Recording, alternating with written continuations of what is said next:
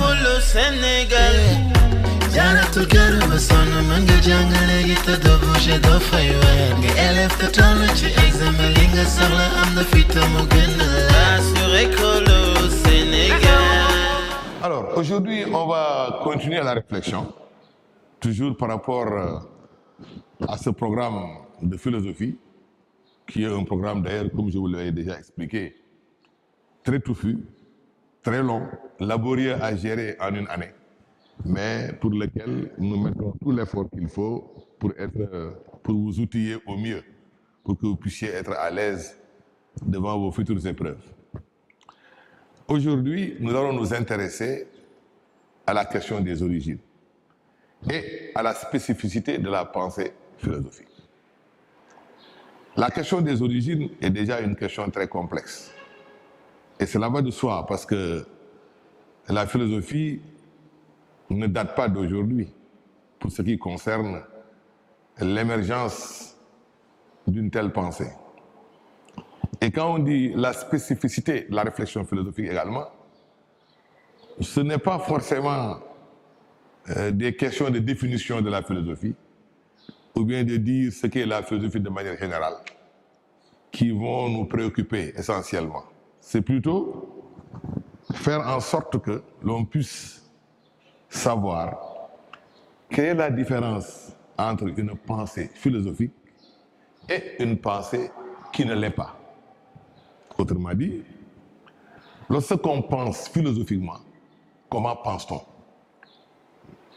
Parce que de toute façon, l'homme, dans toutes les circonstances où il se trouve, il pense. Tant qu'il est en contact avec un environnement et tant qu'il est conscient et en veille, il pense. Mais toutes les pensées que développe l'homme ne sont pas des pensées philosophiques. C'est pourquoi la philosophie a une certaine marque, une certaine identité, des traits qui lui sont caractéristiques et qui lui sont propres, qui font que l'on puisse parler de pensée philosophique. Alors donc, ce sont ces spécificités-là, ces caractéristiques qui font que cette pensée soit une pensée philosophique qu'il conviendra de mettre en relief tout à l'heure. S'agissant des origines maintenant, ils sont nombreux entre commentateurs, historiens, philosophes, anthropologues, historiens de la philosophie, qui soutiendraient facilement une origine grecque de la pensée philosophique. Dans la tradition occidentale, cette idée foisonne. Il faut cependant souligner.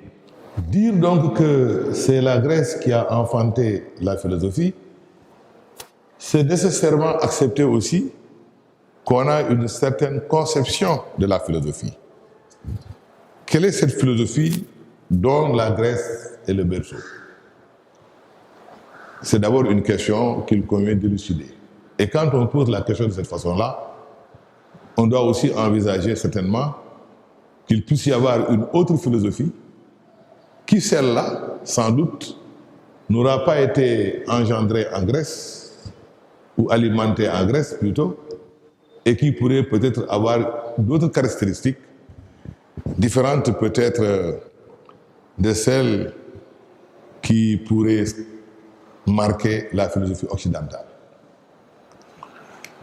Je pense que les tenants de la thèse selon laquelle la Grèce est le berceau de la philosophie partent de l'idée que la philosophie est un type de pensée articulé à la raison et qui ne compte d'ailleurs que sur les seules ressources de la raison, une raison discursive qui cherche par le questionnement, un questionnement conduit de manière logique à trouver des solutions à des problèmes qu'on a soulevés.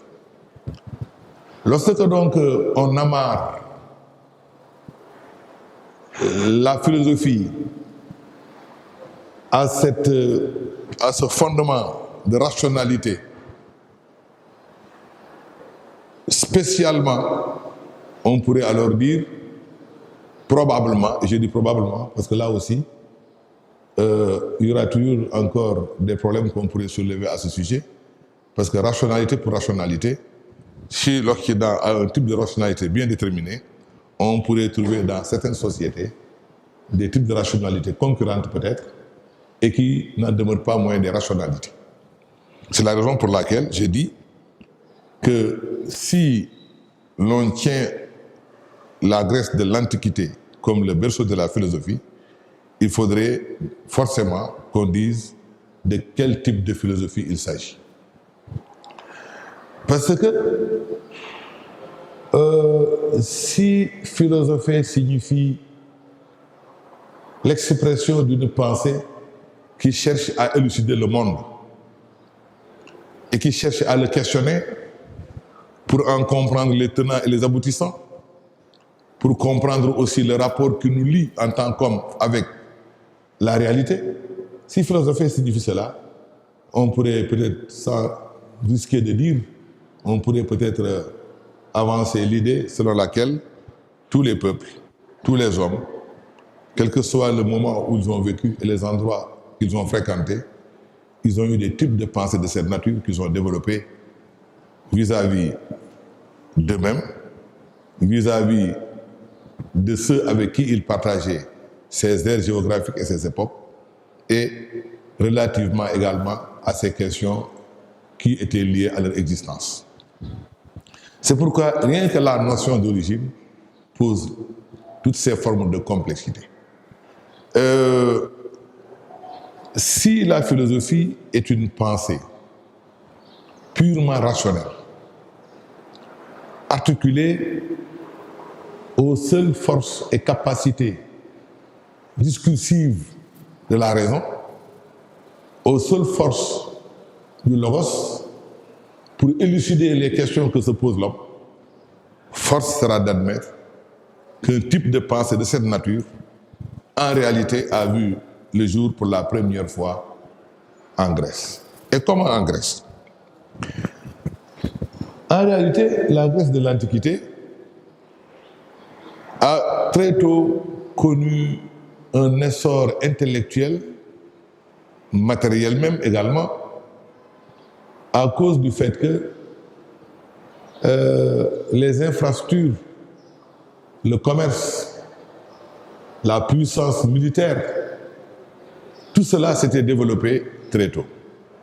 Et pour certains philosophes, certains penseurs, tout cela a pour origine le travail que les esclaves ont fait dans ces cités de l'Antiquité, comme Athènes, comme Mégare, comme Thèbes, comme Byblos et autres. Évoquer l'esclave ou l'esclavage comme le fondement d'une infrastructure évoluée paraît quelque peu curieux, mais c'est bien le cas. D'ailleurs, un auteur bien connu du nom de Engels, Friedrich Engels, qui était un ami et un collaborateur du philosophe allemand Karl Marx, disait que sans esclaves, pas d'art, pas d'État grec.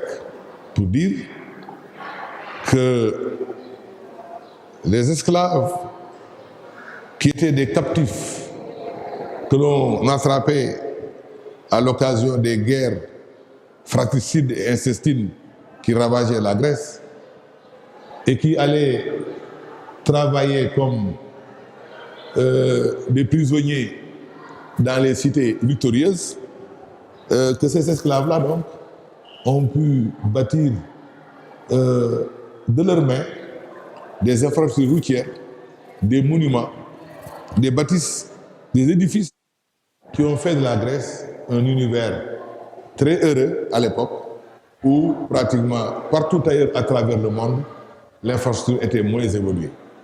Les Grecs avaient donc atteint une certaine autosuffisance alimentaire, ils avaient atteint un niveau de vie matériel assez élaboré, alors ils ont pu donc à cette époque-là s'adonner à des spéculations qui sont des spéculations philosophiques et qui cherchent à élucider un peu leur rapport avec leur environnement.